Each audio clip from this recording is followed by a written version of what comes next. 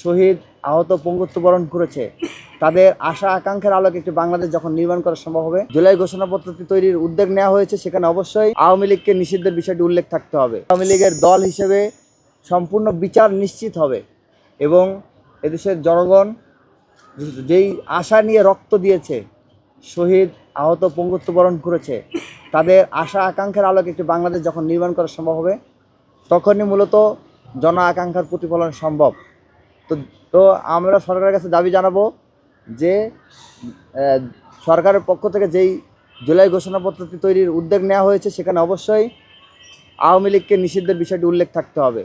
একই সাথে সরকার কোন প্রক্রিয়ায় গত 15-16 বছরে আওয়ামী রেজিমে ফেসিবাদী কায়দায় যেভাবে গণহত্যাগুলো, হত্যাকাণ্ডগুলো চালানো হয়েছে, গুম, খুন, নির্যাতন, জেল জুলুম, হামলা, এবং যারা ক্ষতিগ্রস্ত হয়েছে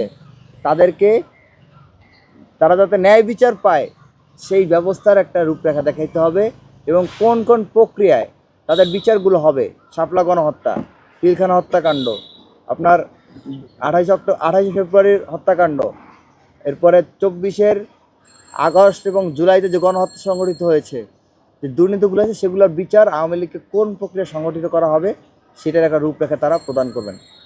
এই আশাবাদগুলো আমরা ব্যক্ত করি। যদি আমরা দেখতে পাই যে তারা আমাদের দাবিগুলো রাখছে না, বরঞ্চ বিদেশি এজেন্ডা বাস্তবায়নের ক্ষেত্রেই বেশি ব্যতিব্যস্ত হয়ে পড়ছে, সেক্ষেত্রে আমরা প্রয়োজন সাপেক্ষে আবারও রাজপথে নেমে আসতে বাধ্য হব। যেভাবে আমরা রাজপথে নেমে গভর্নমেন্টকে বাধ্য করেছি আওয়ামী লীগকে নিষিদ্ধের একটা গেজেট দিতে এবং জুলাই ঘোষণাপত্রর যে তারা প্রদান করবে, এই ঘোষণা দিতে তাদেরকে আমরা যেভাবে বাধ্য করেছি, ঠিক একই কায়দার প্রয়োজনের সাপেক্ষে তাদেরকে আবারও বাধ্য করা হবে।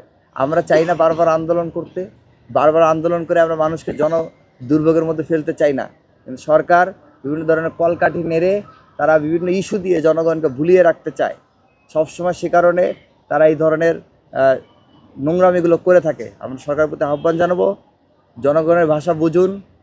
5 আগস্টের পরবর্তী সময়ে ছাত্র জনতার আর একটা আন্দোলনও করার প্রয়োজন ছিল না, কিন্তু আপনারা ছাত্র জনতার কথা রাখেন নাই।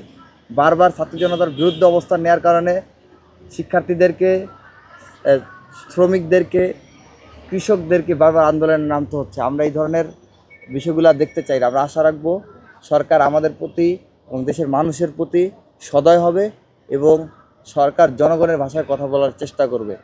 একই সাথে আমরা দাবি জানাবো যে আরাকানে এই যে করিডর দেওয়ার নাম করে যেই দেশবিরোধী একটি বিষয়ের অবতারণা আমরা দেখতে পাচ্ছি, পদক্ষেপ, সেই বিষয়ে গভর্নমেন্ট তার সুস্পষ্ট অবস্থান ব্যক্ত করবে যে তারা কী চায় আসলে।